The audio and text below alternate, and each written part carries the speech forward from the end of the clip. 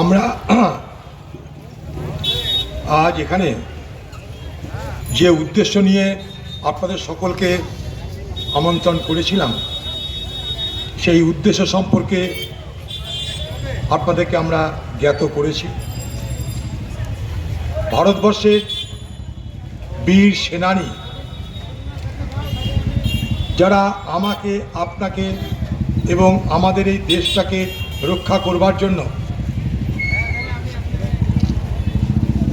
শপথ নিয়ে তাদের অসম সাহসিকতা, তাদের শৌর্য, তাদের তেজ, তাদের দৃঢ়তা, তাদের দেশকে রক্ষা করব এই মানসিকতার পরিচয় দিয়ে যুগ যুগ ধরে আমাদের দেশকে রক্ষা করেছেন, আমাকে আপনাকে বাঁচিয়ে রেখেছেন। আমরা তাদেরকে সম্মান জানানোর জন্য আজ আপনাদের এবং সেই সঙ্গে সঙ্গে সেই সমস্ত বীর সেনানীদের যারা দেশের স্বার্থে, আমার আপনার স্বার্থে জীবনের মূল্যবান সময় তারা ব্যয় করেছেন এবং আজও যারা দেশ রক্ষার্থে শপথ নিয়ে এগিয়ে চলেছেন, আমরা তাদেরকে আমাদের অন্তরের অন্তঃস্থল থেকে শ্রদ্ধা, সম্মান এবং মর্যাদা দিতে চাই। শহীদ ঝন্টু আলী শেখের বড় ভাই রফিকুল সাহেব সেনাদের চরিত্র, সেনাদের মানসিকতা, সেনাদের ধর্ম কর্ম কি আপনাদের কাছে বিস্তারিতভাবে বলেছেন। তারপর নতুন করে আমার কিছু বলার নেই। এটা কোনো রাজনৈতিক মঞ্চ নয়, খুব পরিষ্কার করে বলতে চাই। তাই সব কিছুর ঊর্ধ্বে উঠে আমরা ভারতীয় সেনাবাহিনীর জওয়ানদের আমরা শ্রদ্ধা জানাতে চেয়েছি। এখানে অনেক বড় বড় অফিসার, লেফটেন্যান্ট স্তরের অফিসাররাও আছে, এখানটায় সুবেদার আছেন। আমি তাদের সকলকে আজকে আমাদের আমন্ত্রণে সাড়া দিয়ে এসেছেন বলে আমি আমার তরফ থেকে কৃতজ্ঞতা জ্ঞাপন করছি।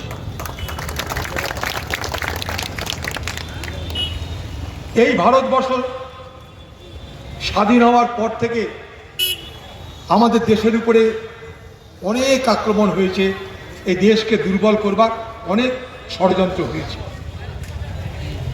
পাকিস্তানের পক্ষ থেকে স্বাধীন হওয়ার সঙ্গে সঙ্গে 47-48 কথা মনে করে দেখুন, ভারত আক্রান্ত হয়েছিল।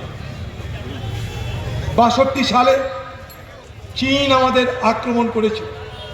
65 সালে পাকিস্তানের সঙ্গে যুদ্ধ হয়েছে। 71 সালে পাকিস্তানের সঙ্গে যুদ্ধ হয়েছিল এবং ইন্দিরা গান্ধীর নেতৃত্বে সেদিন যে সরকার ছিল, জেনারেল মানেক শাহ যার নেতৃত্ব দিয়েছিলেন যে অভিযানে, তার দৌলতে বাংলাদেশ নামক স্বাধীন রাষ্ট্রের জন্ম হয়েছিল। 1999 অসামান্য আইনের শাসন পশ্চিমবাংলায় বিরাজ করে। দিদির রাজত্বে পশ্চিমবাংলার পুলিশও সুরক্ষিত নয়। দিদির আদরের কিষ্ট যে একটা সময় ঘড়ি ধরে পুলিশকে সময় দিত, নইলে গ্রাম জ্বালিয়ে দিত, মাথায় বম মারত, আজকে রাতের অন্ধকারে পুলিশের কদর্য ভাষায়, নোংরা ভাষায় পুলিশের স্ত্রী, মা, তাকে মহিলা, নারী, তাদেরকে যে ভাষায় আক্রমণ করলো, এটা পশ্চিমবঙ্গ বলেই সম্ভব। দিদির দলও শাস্তি দিয়েছে। শাস্তিটা কি? তার সিকিউরিটি উইথড্র করে দিল। যে রাজ্যের পুলিশ, তার পুলিশের অধস্তন কর্মী রাজীব কুমার, পুলিশের ডিজি কি বলবেন, তার রাজ্যে তার নিচস্তলার একজন পুলিশের আইসি তার স্ত্রী, মায়ের সম্মান রক্ষা করতে পারেন না, আপনি বাংলার মানুষের সাধারণ মহিলাদের সম্মান রক্ষা করবেন কিভাবে? এটাই আমরা বারবার বলছি। এই আদরের কেষ্ট, দিদির আদরের কেষ্টর ঔদ্ধত্য এমন জায়গায় গেছে তারা মনেই করে না আপনাদের কিছু। আসলে দিদি এদের দিয়ে ভোট করায়, দিদি এদের দিয়ে ভোট লুট করেন। দিদির রাজত্বে ভোট লুট করার কারিগর হচ্ছে এই বাংলার এই বাঘেরা। এই কেষ্টরা, তাই এসব বলছেন। আর শাস্তি কি? তাকে নিঃশর্ত ক্ষমা চাইতে হবে। এই বীর পুঙ্গব পুলিশ আজকে নিরীহ যোগ্য শিক্ষকদের রাস্তার মধ্যে তাদের গ্রেপ্তার করছে, আহত করছে, মারছে, গণতন্ত্রকে লুট করছে, শান্তিপূর্ণ অবস্থানে লাথি মারছে, আর তৃণমূলের নেতাদের দ্বারা লাঞ্ছিত হচ্ছে। লজ্জা করছে না বাংলার পুলিশ? বাংলার পুলিশের ডিজি লজ্জা করছে না আপনার? এই আপনার বাংলার আইন শৃঙ্খলা? তার মানে অনুব্রত বাবু এই কাজ করলে তার বিরুদ্ধে কোনো ব্যবস্থা নিতে পারবেন না, ভয় পাবেন আপনি। আর আপনার বীরপুঙ্গ পুলিশ বাহিনী নিরীহ আন্দোলনকারীদের উপরে লাঠি বর্ষাবে, লাঠি মারবে, তাদেরকে আক্রমণ করবে, মধ্যযুগীয় বর্বরতা নামিয়ে আনবে। আজকে শিয়ালদা স্টেশনের মধ্যে আন্দোলনকারীদের নির্বিচারে গ্রেপ্তার করেছে, মহিলা সহ। লজ্জা করছে না আপনার? এই সেই পুলিশ, বীরপুঙ্গব পুলিশ আপনার বাহিনী দিদির রাজত্বে দলদাসে রূপান্তরিত হয়েছে, কৃতদাসে রূপান্তরিত হয়েছে একাংশের পুলিশ। লজ্জা করা উচিত। আর তৃণমূল কংগ্রেস কি বলছে? শাস্তি দিচ্ছে। শাস্তি কি? ক্ষমা চাইতে হবে। কেন ক্ষমা চাইতে হবে? শুধু তার বিরুদ্ধে যথাযোগ্য আইনানুগ ব্যবস্থা নিতে হবে, তাকে গ্রেপ্তার করতে হবে অবিলম্বে, তাকে গ্রেপ্তার করে জেলের হাওয়া খাওয়াতে হবে। কারণ তার আইনটা সবার জন্য সমান। ওই অনুব্রত বাবুর মতো জন্য একরকম, আর সাধারণ মানুষের জন্য একরকম, এটা বাংলায় চলবে না। জানা নয়, সেই পেহেলগামে নিরীহ পর্যটকদের উপর আতঙ্কবাদী হামলা হয়। আপনারা শুনেছেন, হয়তো খবরে দেখেছেন, সেখানে জাতি দেখে, তাদের ধর্ম দেখে মারা হয়েছিল।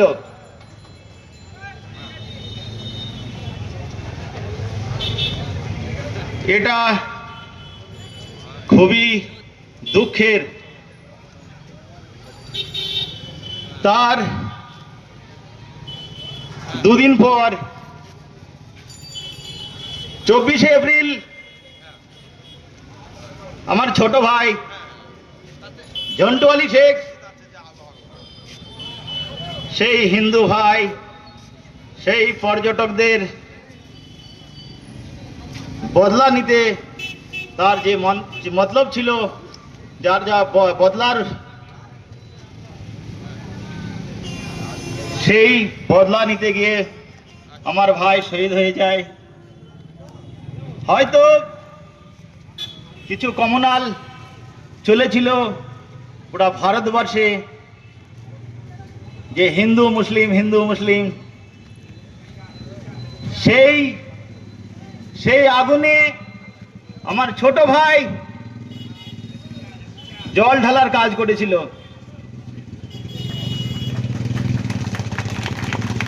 তার জন্যে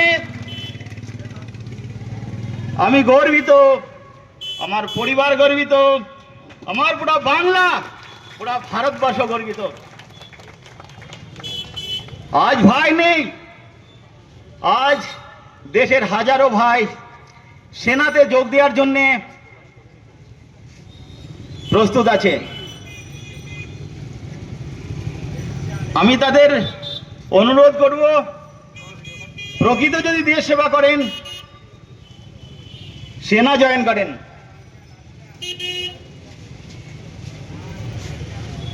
সেটাই হবে প্রকৃত দেশ সেবা। আমি সন 97 আমি আর্মি জয়েন করি। বর্তমান আমি সেনাতে সেবারত। আমি একটা কথা বলতে চাই, আজ এখানে যারাই বসে আছে, জাতি, ধর্ম, বর্ণ নির্বিশেষে যেমনি কোনো ভেদাভেদ নেই, সেই ভেদাভেদ ভারতীয় সেনাতে নেই। আজকে আপনাদের সামনে জলজান্ত উদাহরণ বসে আছেন প্রাক্তন সেনানায়ক, প্রাক্তন জেসিওস। হয়তো শুনেছেন, যাদের পরিবার থেকে ভারতীয় সেনাতে আছেন, সিআরপিএফে আছেন, বিএসএফে আছেন, তাদের জিজ্ঞাসা করবেন। আমাদের একটাই ধর্ম, ভারতীয় সেনা।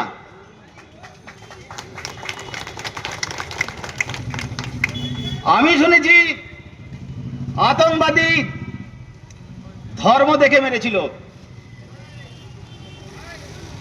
কিন্তু আমি আজ বহরমপুর মাটিতে প্রতিজ্ঞা করছি, যদি সেই মৌকা পাই,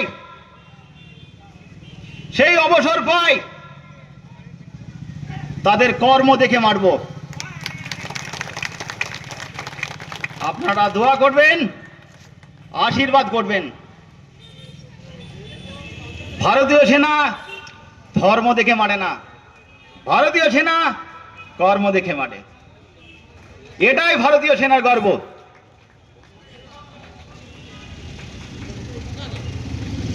7ই মে অপারেশন সিন্দুর হয়েছিল, আপনারা সবাই দেখেছেন। ভারতীয় সেনা পাকিস্তানের 9টি আতঙ্কবাদী ঘাঁটি বরবাদ করেছিল, কিন্তু তারা নিরীহ কোনো নাগরিকের উপর অত্যাচার করেনি, পাকিস্তান সেনাদের উপর অত্যাচার করেনি। কিন্তু সেই কায়ের পাকিস্তান ভারতীয় নিরীহ নাগরিকের উপর হামলা করেছিল। সেই হামলাতে কিছু আর্মি সৈনিক সর্বোচ্চ বলিদান দিয়েছিল,